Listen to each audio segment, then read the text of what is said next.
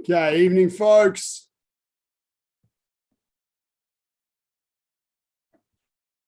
Let's get started. Look.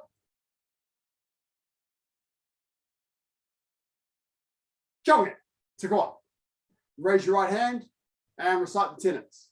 Shijok, courtesy, integrity, perseverance, self-control, indomitable spirit. And the student note. Gesok, I shall observe the tenets of Taekwondo. I shall respect the instructor and seniors. I shall never misuse Taekwondo. I shall be a champion of freedom and justice. I shall build a more peaceful world. Baro. Okay, to get things started tonight, given that we're on school holidays, I'm going to try and do a couple of things a little bit different just to keep our continued lockdown classes a bit varied. So what I'm going to do today is briefly before we start physical training, I'm going to talk a little bit about pattern dangun. Now, as you know, Taekwondo, as you hopefully know, Taekwondo has 24 patterns in our pattern set, and what's called the Changhon pattern set, because that was the pen name of General Che. All those 24 patterns are named after famous people or events in Korean history. Okay, so the first one, Chonji, is about creation. The second one, Dangun, is named for the Holy Dangun, the legendary founder of Korea in the year 2333 BC. So this is about the founder of Korea. And then after that, they're about famous people or famous events, the things that happen within Korean history. This is, as you know, the pattern learned at yellow belt level by 8th cups. It has 21 movements. And as I'm sure you're also aware, it's the first pattern that has continuous motion in it, and movements 13 and 14 of the pattern. What you may not be aware is that every year, the Koreans celebrate National Foundation Day, which we often refer to as Dangun Day. And that's on the 3rd of October, which was 2 days ago. They do fireworks and a whole lot of other fun stuff like that. On the right side of the diagram here, you can see up the top, there's the Korean characters for Dangun.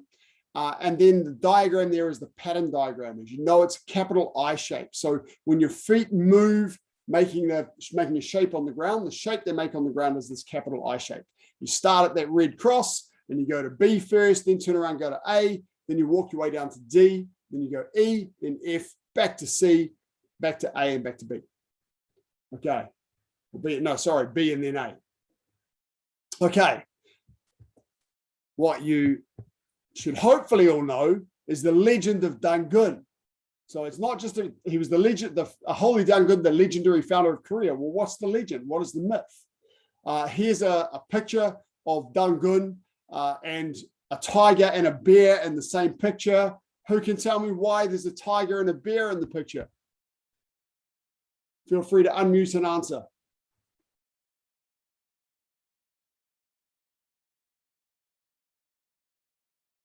Does nobody know the meaning of Dangun? The legend of Dangun. Sorry, Zach, yeah? Nothing. Oh, you haven't got? Okay, anybody got any thoughts? Oh dear, let me enlighten you.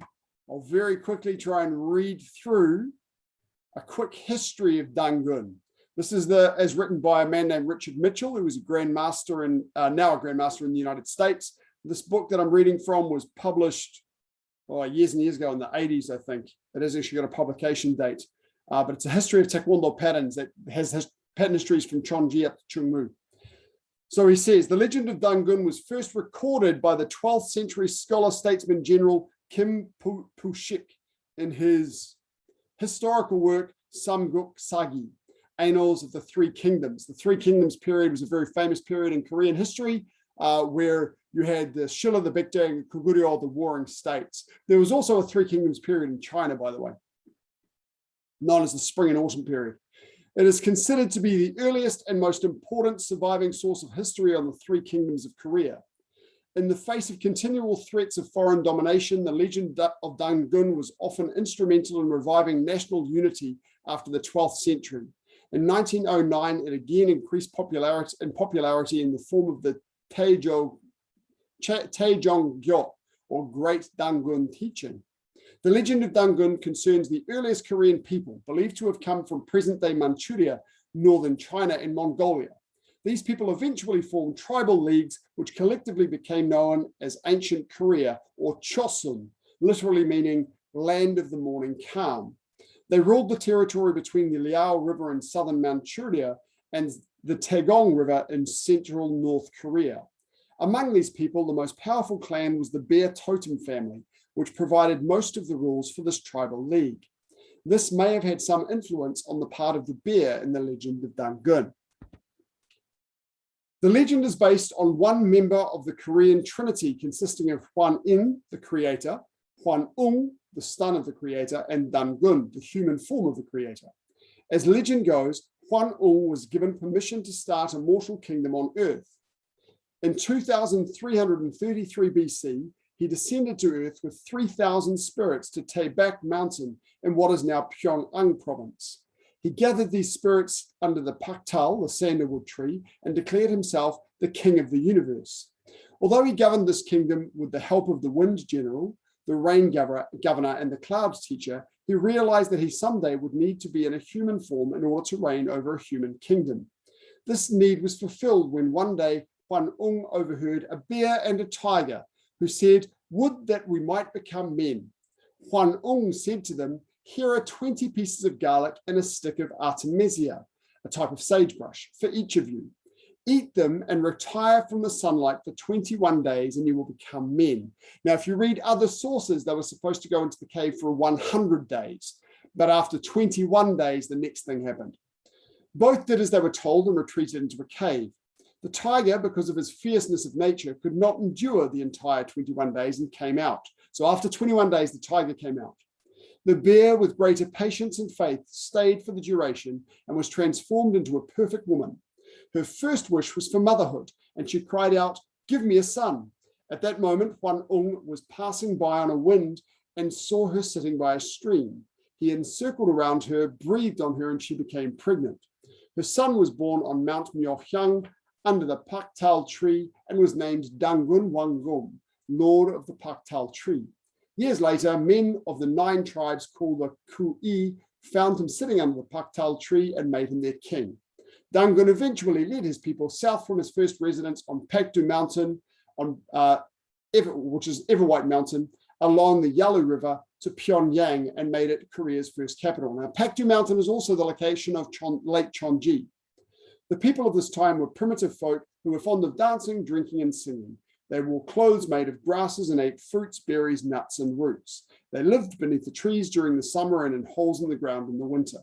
To their simple life, Dangun was said to have introduced the rite of marriage, the subject-king relationship, the arts of cooking and house building, cutting of trees and agriculture, and how to bind up their hair with cloth. He also introduced religious worship and is said to have built the first altar on Kanghua Island in 2265 BC. This altar sits today on top of the island's highest peak, Munisan, and is known as Dangun's altar. Dangun lived with his wife Piso Up and his sons, who were said to have built the fortress of Samnang at Chundung Island. In 1122 BC, the uncle of the Shang king of China, Qijia, escaped the overthrow of the Shang dynasty and migrated to Korea with 5,000 followers. According to the legend, after reigning for 1,211 years, Dangun fled from the Qijia forces to the town of Munhua, resumed his spirit form, and disappeared from the earth. The shrine to the Trinity in Munhua today contains his 410-foot circumference grave. The Qijia assumed the rule of Korea from 1122 BC to 193 BC, teaching the people Chinese culture in the form of letters, reading, writing, medicine, and art. Since the word gom means both king and bear in old Korean languages, it is not unnatural for this legend to have originated during the more primitive culture of Korea. Modern Korea celebrates October 3rd as Dangun Day in memory of the holy founder of Korea, and the South Korean government has established the year 2333 BC as the birth date of Korea. So there you go. That's a little bit of the history of Dangun and the legend of Dangun. Incidentally, if you can get your hands on them, this is the book I just read from. It's called The History of Taekwondo Patterns by a man named Richard Mitchell. It's very hard to come by now because it's out of print, but you might find it on Trade Me or eBay or one of those sorts of sources. and it's got interesting pattern histories from Chonji through to Chungmu. Other really good sources. This book is written by a man named Luciano Iriarte from Argentina, who lives out of Buenos Aires. It's called A Day in Eternity, the history of Taekwondo patterns. And in this, he writes the history of all 24 patterns from Dangun all the way to Tongil. He's a communications graduate by specialist training. So he's a journalist by nature, and so very good at that. And of course, he's a martial art Taekwondo instructor as well. A really nice guy. This pattern, this is the third option. You might be able to get this one on Amazon or on Book Depository. It's called From Creation to Unification. It's by an Englishman named Stuart Onslow, and he's written the history again of the 24 patterns with a bunch of photographs and stuff in this one as well. Stuart Onslow is from a splinter group of the ITF, I think called the GTF. So he has some other pattern histories and stuff from some of the GTF patterns as well, but a very good source of knowledge for the Changwon pattern set as well. So those 3 books, if you can get hold of them or one of them, are really worth getting the hold of. This one here, if anyone's interested, I might try and contact Sabum Iriarte and try and get him to send a bunch of copies over, and we can get them shipped locally here. Okay, that's enough of that. On your feet. That was our special interlude for the school holidays. Hope you enjoyed it. Let's get our wrists going. Change direction. Elbows. Change direction. Arms back. And forwards. Torso. Yellow belts, when you're grading for green stripe, I expect you to remember some of that pattern history of Dangun, to be able to recite some of it for your grading. When I ask you the meaning of Dangun, you can always look at Wikipedia and other online sources. Left ankle.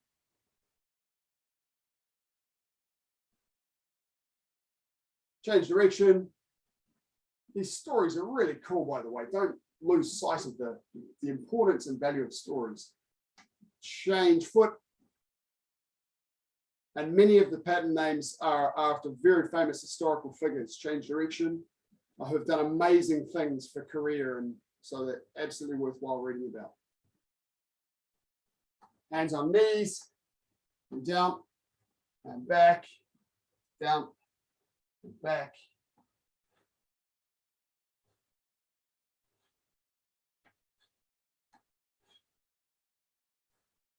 And legs outwards.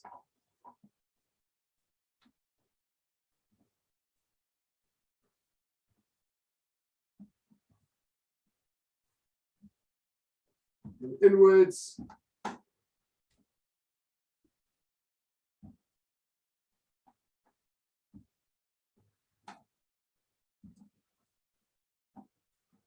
Hips.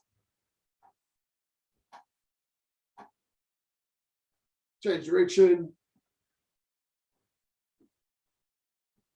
Grab your chair.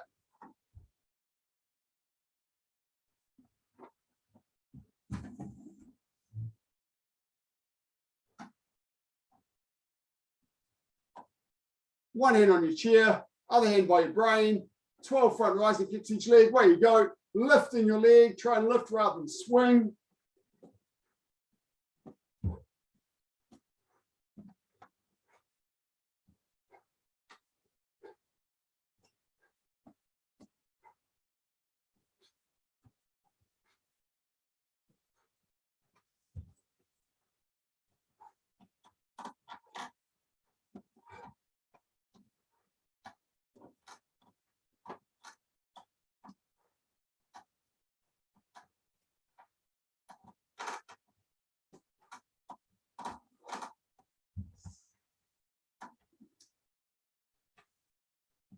Then supporting foot towards your chair, one hand on the chair, other hand again by your brain. From here, when you do your side rising kicks, make sure you open your body and shoulders sideways. Keep your top shoulder towards the ceiling. 12 side rising kicks. Go. Turn that body sideways. Keep that top shoulder to the ceiling.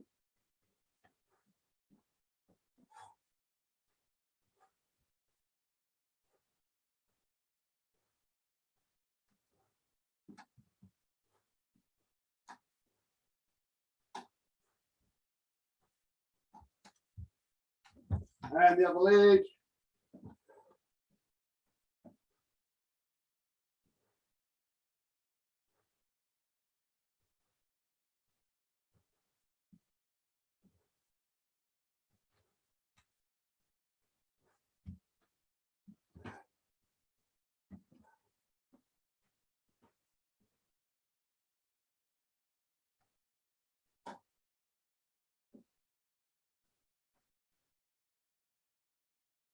Just grab a mouthful of water and come back to your chair.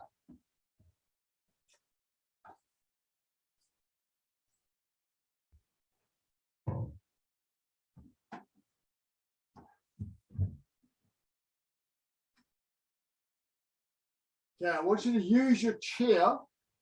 We're going to go through a whole bunch of basic kicks, but chair for balance so we can slowly go through the motion of the kick. So for example, with front snap kick, both feet face forward, other hand by my brain, one hand on my chair, up, out, back, down. Think about the motion of my hips in the kick. If I go forward a little bit, do 5 kicks each leg. Building a bit on strength and a little bit on the motion of the kick.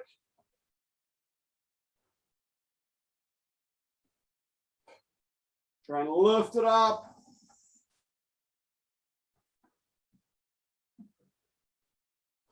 Come on, Toby. Come on, Tiffany.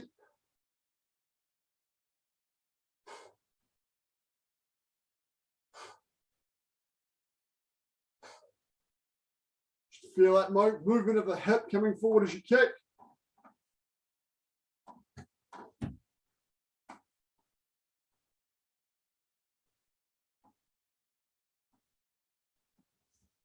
Okay, next one, turn your supporting foot towards the chair for side front snap kick with the other leg. So same kind of motion, but this time your body's half facing.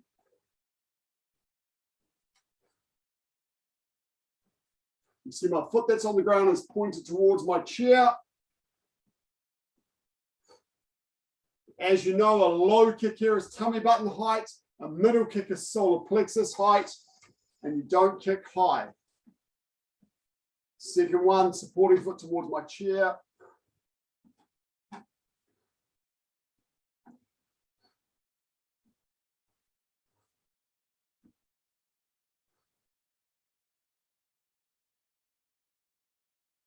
You want to be able to have your hand on something so you can focus on that motion.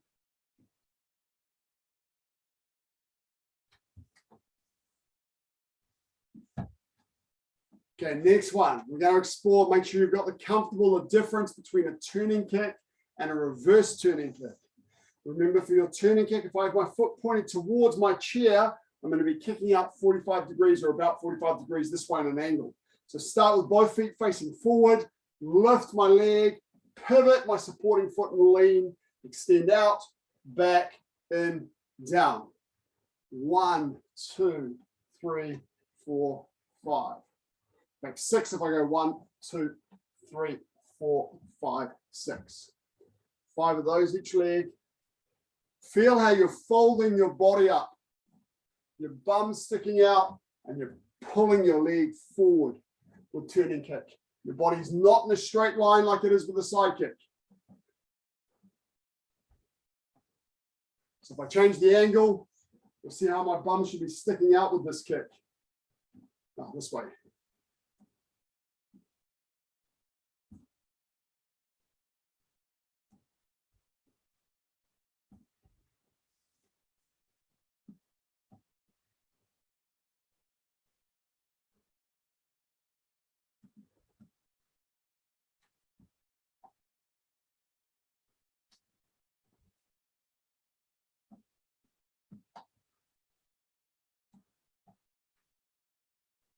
Make sure you coordinate your breath.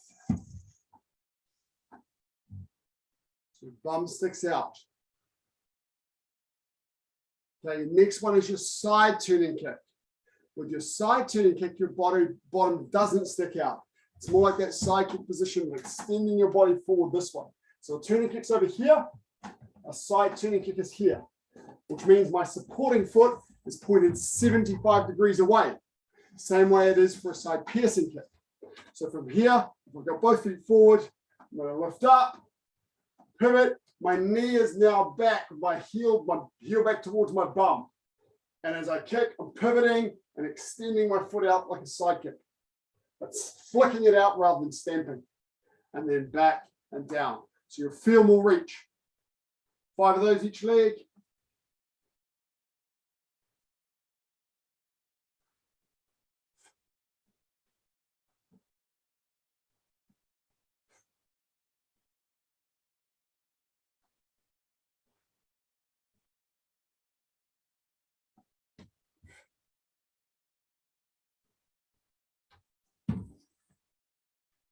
Raise your hand if you cannot feel the difference between the turning kick and the side turning kick.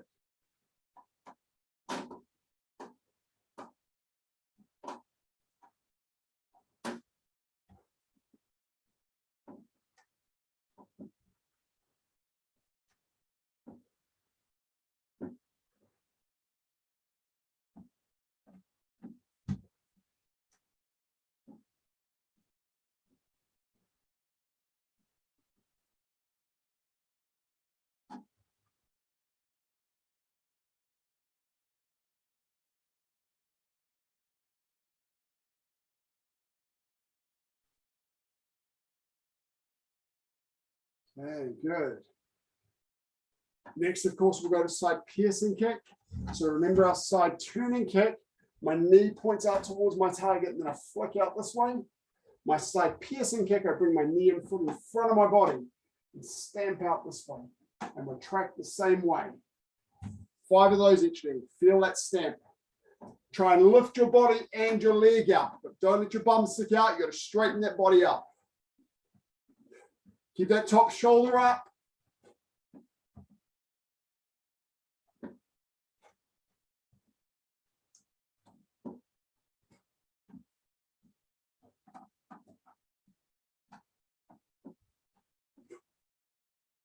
Knee and foot nice and high before you kick. Up, pivot, stamp, retract, pivot, down. Up, pivot, stamp, retract, pivot, down.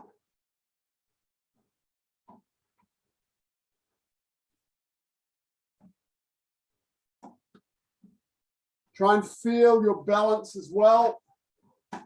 So you're not putting weight on your chair if you can avoid it. And it is there if you need it. And I'm more interested in the motion of your kick right now. Keep that guard up, the hand up, the opposite hand, keep it up. Protect yourself.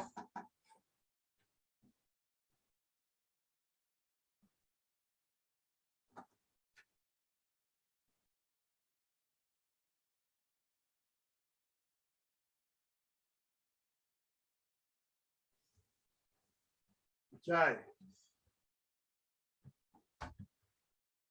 For the next one, I'm going to use my chair in a different way. So I've put my chair kind of in line with my front foot, or a little bit back behind my front foot, where if in my case, my left hand is next to my chair, my left foot is at the front, my right foot is at the back. For back piercing kick, I want to come around underneath. I can put my hand on my chair here, kick out, retract, and then come back. Okay. The thing that I want you to feel is that I'm not going to hit my chair, because the way that I'm doing my back piercing kick, I come up beside my chair. I could do this beside a wall as well. Okay, so let's do 5 of those each leg.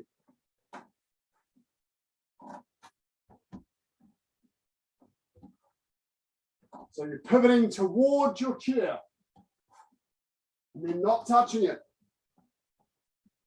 except with your hand.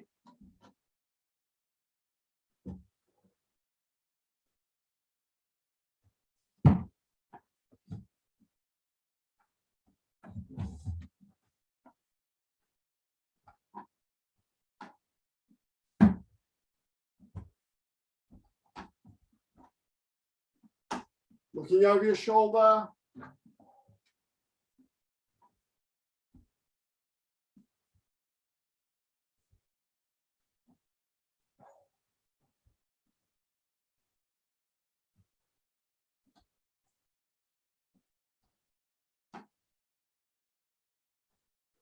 Turning towards your chair, Mr. M.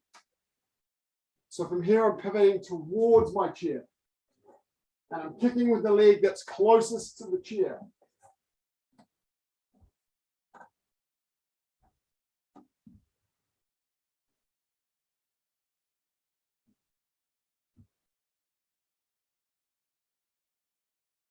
Turning towards your back, Dr. Yi. So from here, I'm actually spinning towards my chair. spinning towards, pivoting towards my chair more correctly. I don't spin for a back piercing. I want to pivot. That's it. And then don't hit your chair. Nice.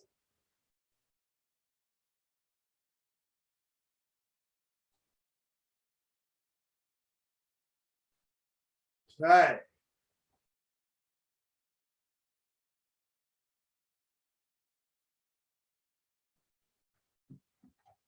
Okay, next one. Hand on my chair. I'm going to use the leg that's closest to the chair again to do my nario chagi. Remember my nario chagi, my leg's going to come away from the chair, up, and then straight down. Away from the chair and up, and then pull straight down with my heel.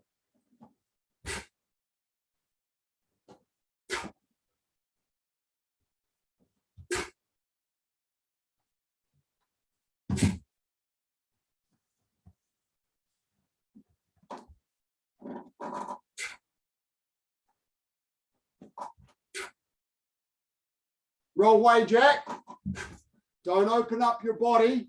Close your body off. So if I'm kicking with my left leg, I have my left hand on the chair. That's it, Jack. Come across away from my chair. So my leg comes across in front of my body.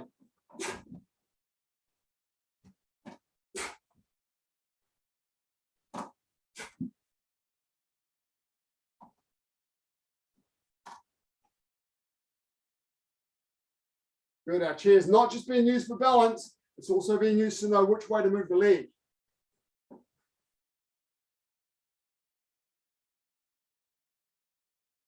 Okay. When you've done that, you can do gokaini chagi, straight up, straight down.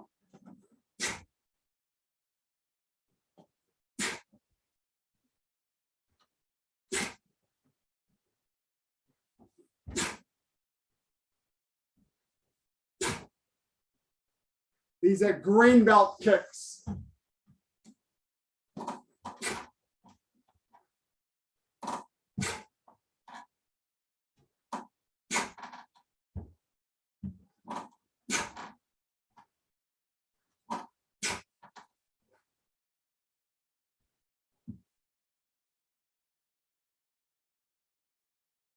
Good, straight up, straight down.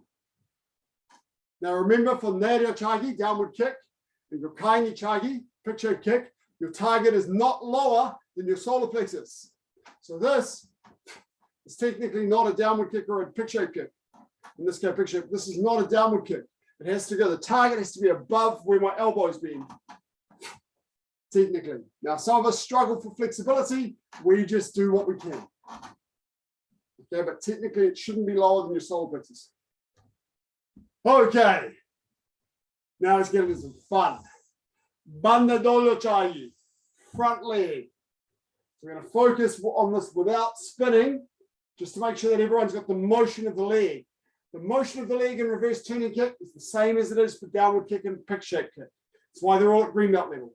I'm going to turn my supporting foot towards my chair, bring my leg up with my bottom sticking out, and then pull my leg across. Okay, here. 5 of those. Your leg should be straight throughout the kick. And then after you kick, you retract it, relax and bend it.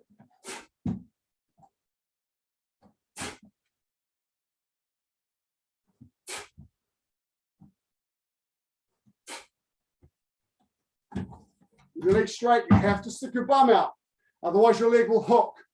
It does not hook, it's straight through the whole kick.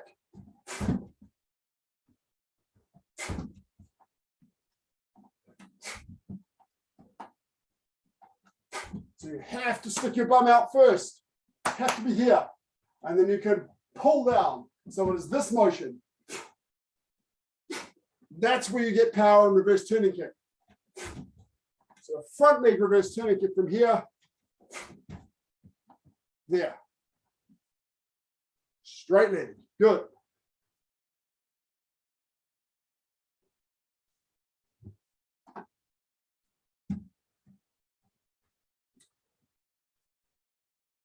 Okay, cool. Now reverse hooking kick. Reverse hooking kick is a variation of the reverse turning kick. It's a reverse turning kick that hooks. So while I'm pulling my straight leg across, I will also hook my heel back to my bum. So from here, this way. So make sure you get the reverse turning kick right first. Otherwise, it'll always look like a reverse hooking kick. Once you've got that, as you're pulling your hamstring, you're retracting your knee, your heel towards your bum at the same time. Okay, so there you go. 5 of those each leg, supporting foot, still facing your chair. You feel quite fast and whippy.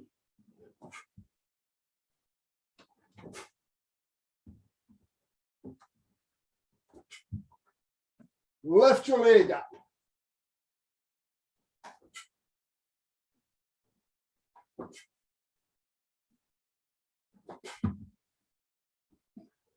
Lift your knee and your foot, Aiden. Get that knee up nice and high.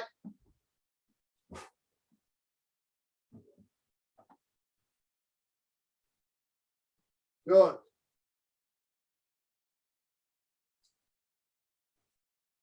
Raise your hand if you feel the difference between reverse hooking kick and reverse turning kick. Good. Everyone should feel the difference. Front leg, here, rear leg, spin. Okay. Grab a mouthful of water.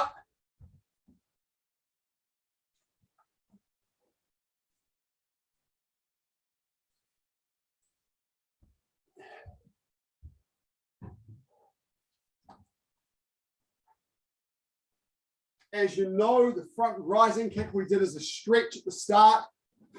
There's also a blocking technique that's required for white belt. And the side rising kick is also a blocking technique that's required for yellow stripe. So imagine an attack coming toward you and you knock it out of the way with your foot.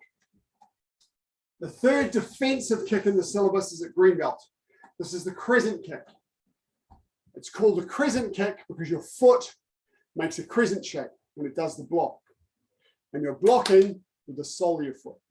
Okay, so your foot angle is quite tricky for this one. You've got to pull your big toe back towards you and push the edge of your foot forward so you can block with the underside of your foot. It pauses at the top of the kick. 5 of those each leg. So you control the technique, just like you do with a hooking block. You control the attack by resting your foot on top of it. Make sure it arcs.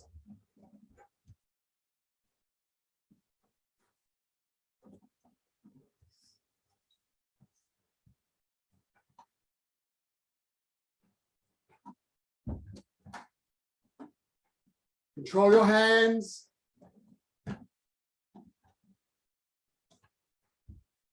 Bring your leg up a little bit bent. At the moment of impact, it's slightly bent. It's not straight like a vertical kick.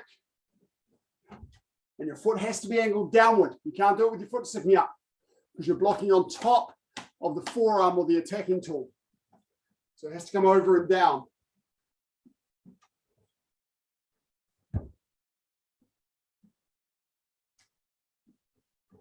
And then stop.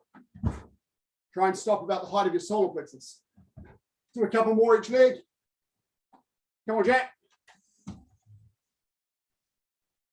So it's coming in toward your center. Starts outside, comes in. This is crescent kick. Bandal chagi.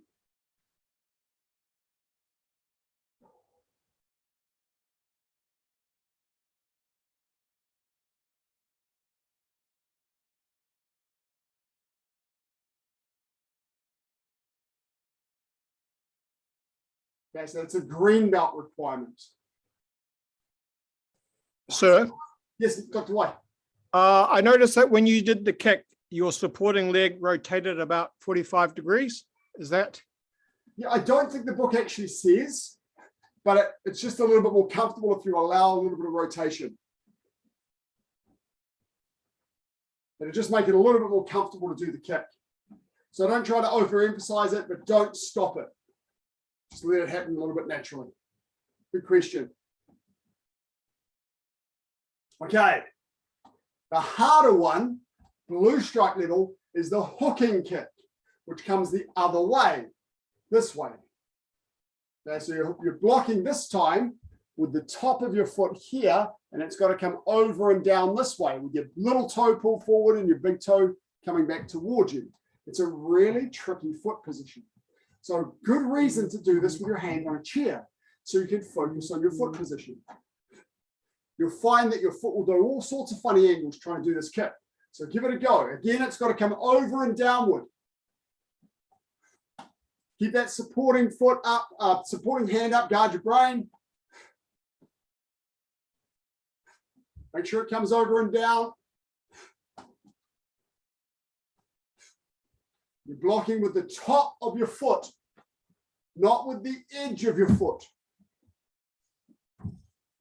So take a look at your foot at the moment of impact. Is it over and down, or is it sticking up? If it's sticking up, it's not going to block properly. It's got to come over and down.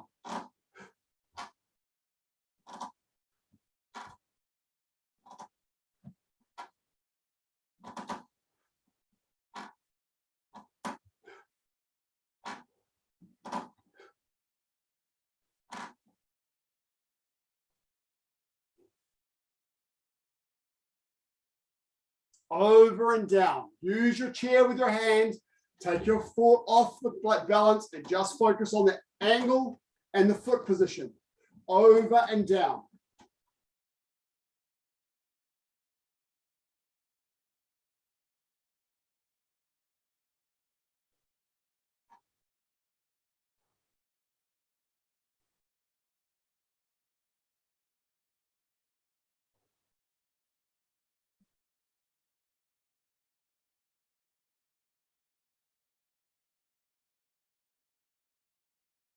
It is tricky.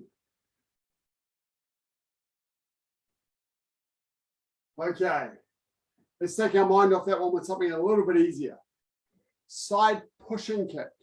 So side pushing kick has the same kind of motion as a side piercing kick, except it makes contact with the target a little bit earlier, and then you use your strength to push it. So rather than being a short, sharp breath, it's a slightly longer breath while you're pushing with your muscles. So other than that, very similar to a side piercing kick. So if I start with both feet facing forwards, one hand on my chair, I'm going to pivot, lift, and from here, feel that I'm pushing with my side kick. 5 of those each end. Feel that push.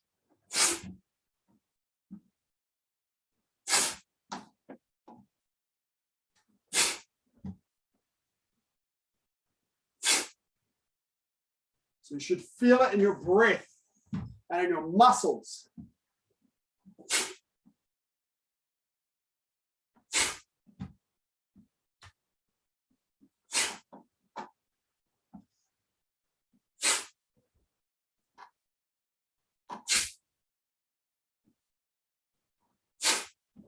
It's got to be direct, just like a side piercing kick. It has to be direct.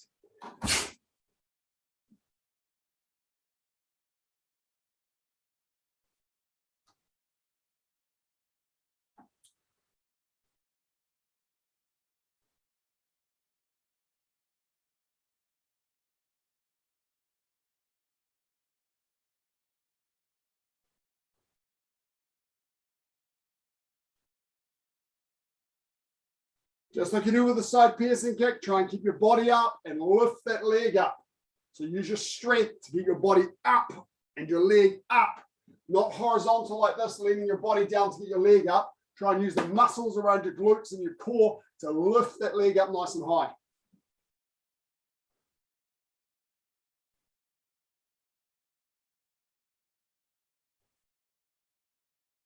Okay.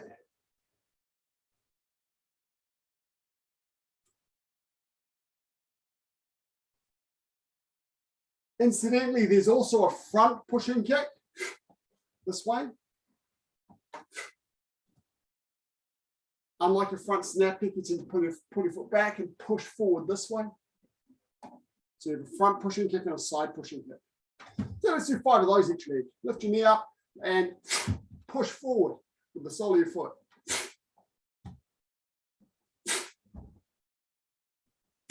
Make sure it's pushing forward, not going upward.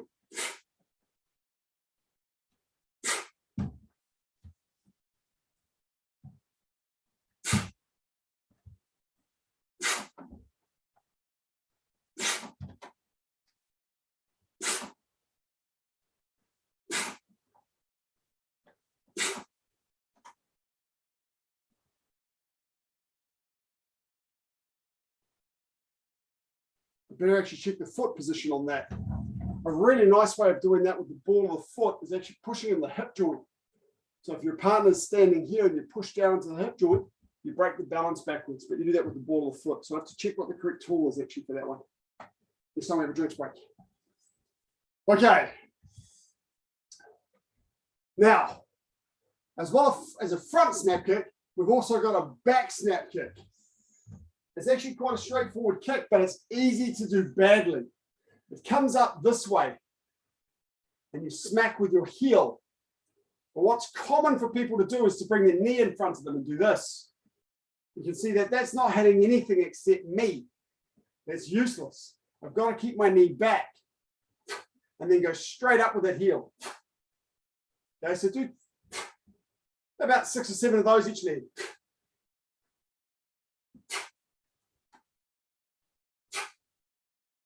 Then your body slightly forward and then snap that heel up.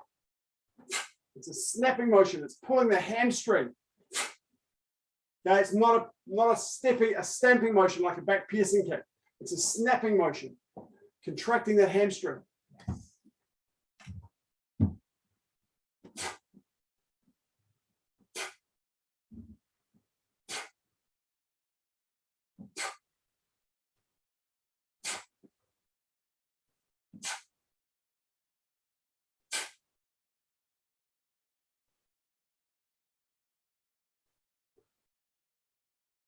Okay, grab a quick drink of water when you've done those. And while you're doing that, I'll just check that tool for the front pushing kick. Here we go.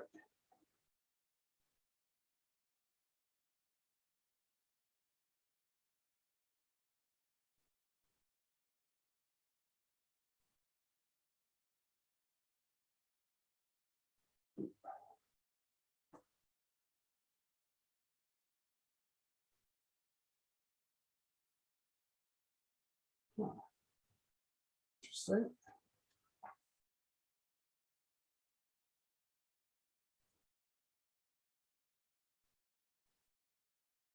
$260.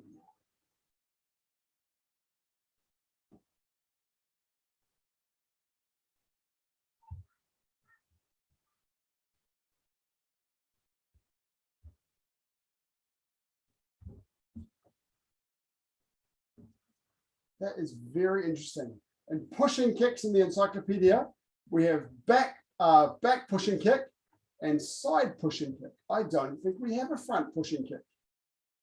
Must be something that somebody created at some point. Because then we're into smashing kicks.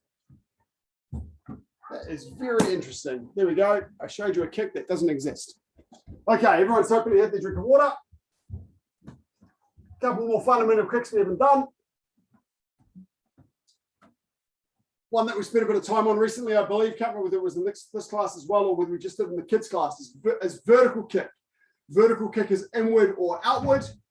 First up, the knee comes up bent, and on an angle, straighten your leg out, pull it across in front of you, and then bend it as you bring it down. And you're slapping somebody across the face with your reverse foot sword. When you come inward, and when you go outward, which we'll do in a moment, you do it with your foot sword. So from here, this way. Bring it up bent, straighten it as you whip it across, and then bend it again.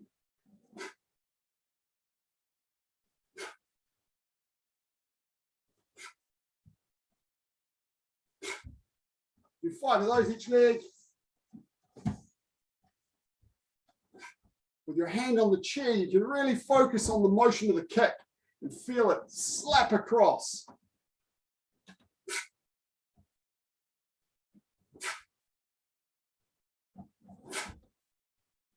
Watch that foot position. Make sure your foot's straight up and down.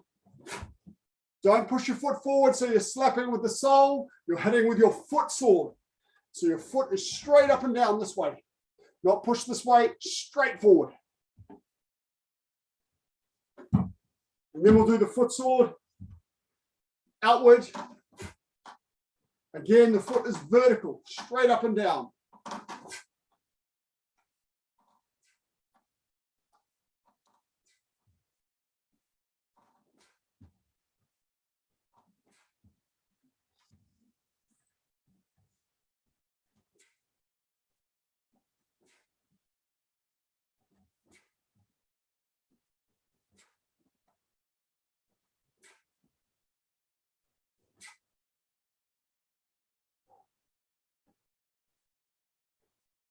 Straighten that leg out, Jack, as you pull it across. Straighten it out.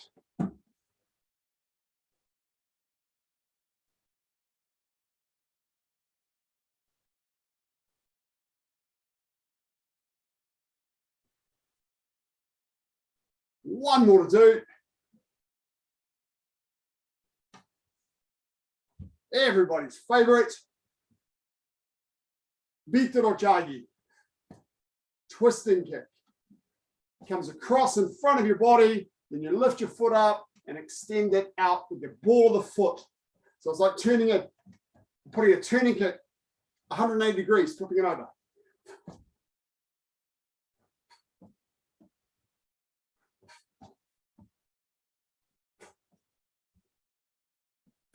If you want to learn a little bit more about how to do this kick, look at the recording from the kids class yesterday.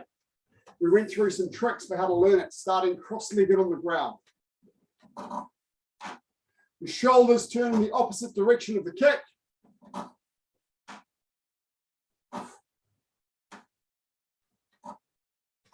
Now, technically with twisting kick, a low twisting kick is in front of you, a middle twisting kick is at 45 degrees, and a high twisting kick is up beside you. You've got to work on turning that foot over. That's why the chair is useful. You're not worried about balance. Just bring that foot up, straighten it out, and back. If you've got a concrete wall or a solid wall outside, it's nice just to go touch, touch, touch, to turn that foot over. Practice turning that foot over.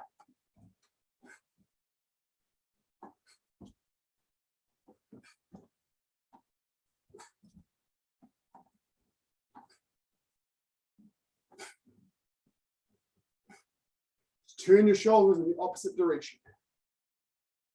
Okay. Grab a little drink of water before our last exercise of the day.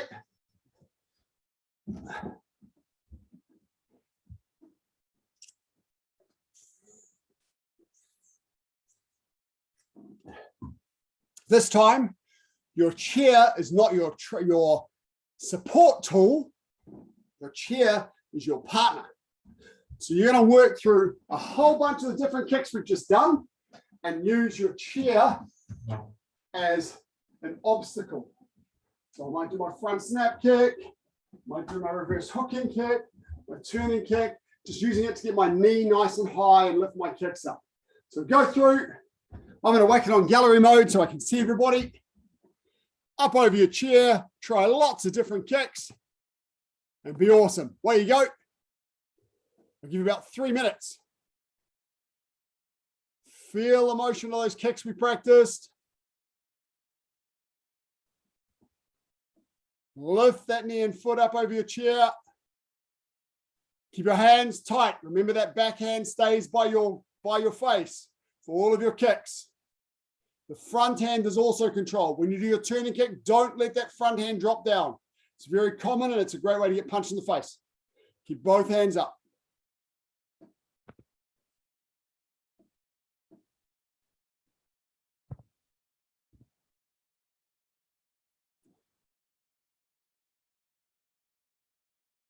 Take your time, work through the targets.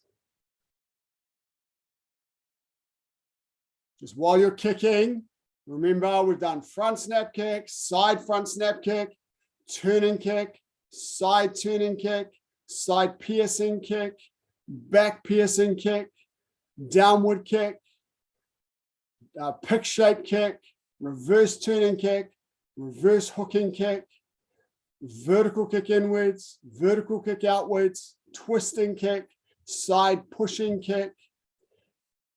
We've done crescent kick, hooking kick, front rising kick, side rising kick. I think that's all of the ones we've done.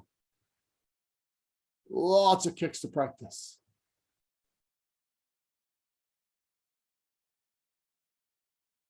If your chair's a little bit too low, start closer to it.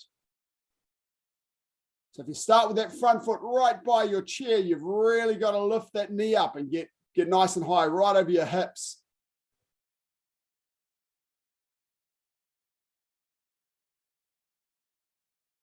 One more minute.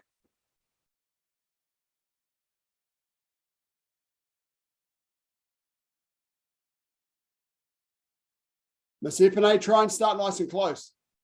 Try and start with a bit closer, bit closer. Yeah, now you're challenging yourself. Awesome. Yes.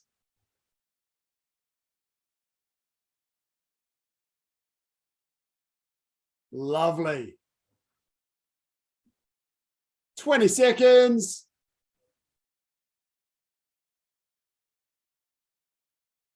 Keep your hands up, Jack. Keep your hands up when you're kicking. Make it a habit. Dr. White, try and keep that backhand by your brain when you kick. That's it. Yes. Kate, keep your hands up.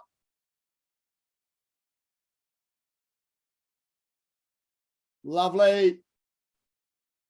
Very nice. Try and get a stamp into your side kick. And come on. And grab a drink. Could work. If you've got any questions, feel free to unmute and ask. Otherwise, we can grab a drink, get rid of our chair.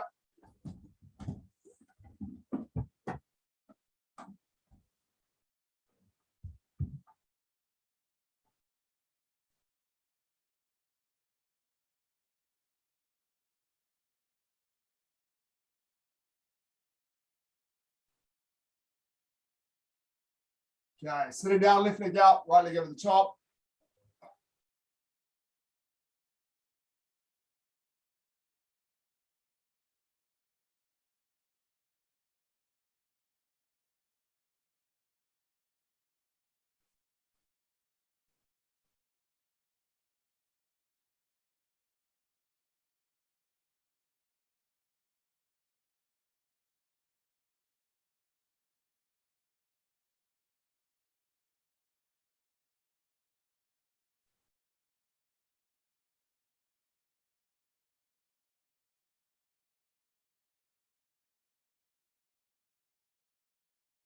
And change.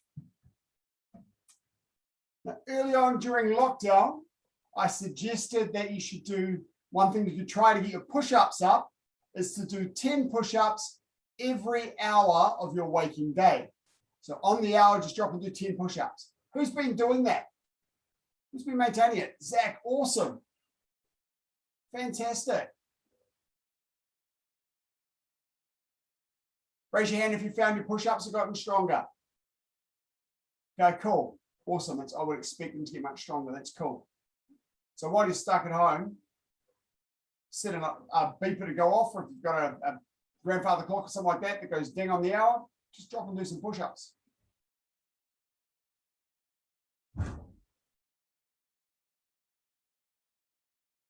And both legs out from front, shoulders apart, sit nice and tall, and fold yourself in half.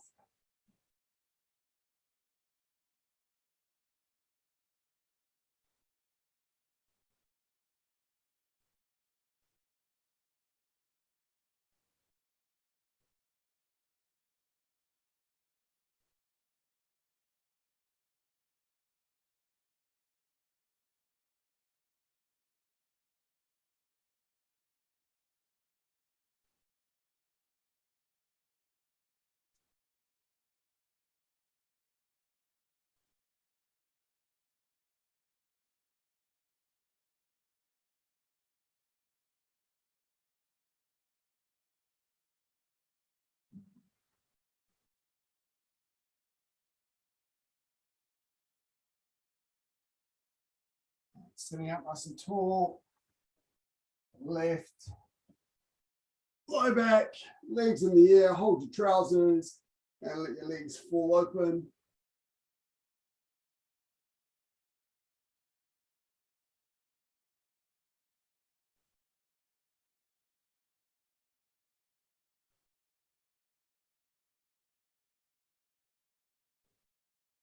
Just relax and breathe deeply.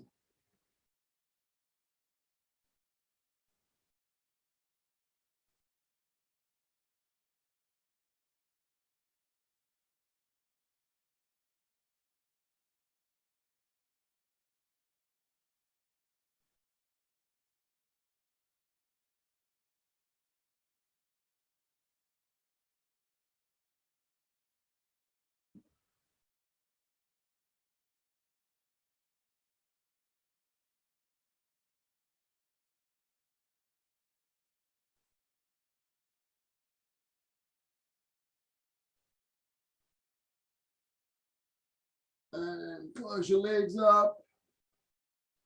Sitting forward. And standing up, quadriceps.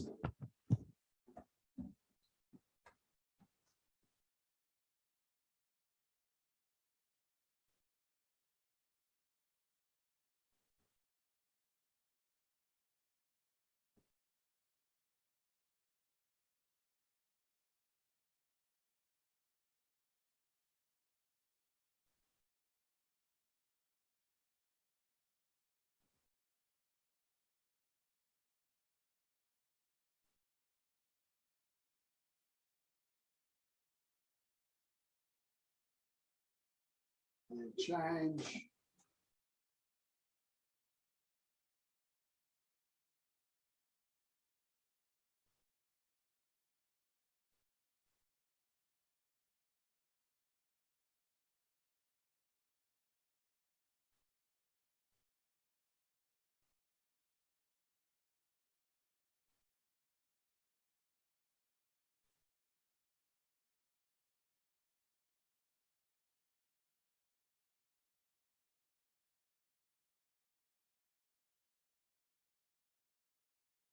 And come on, choose the left and tie up.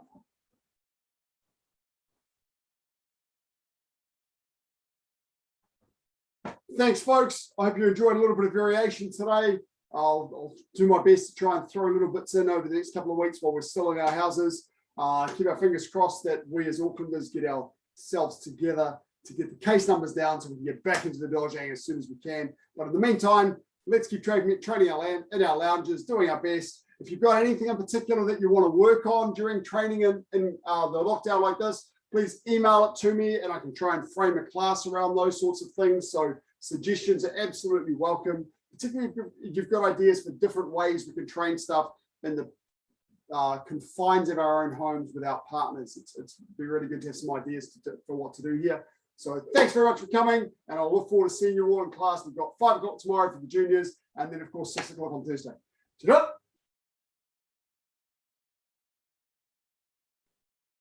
Kia ora. Te koa. Thanks, guys. Hasa. See you next class. Thank you, sir. Thank you, sir. Thank you, sir.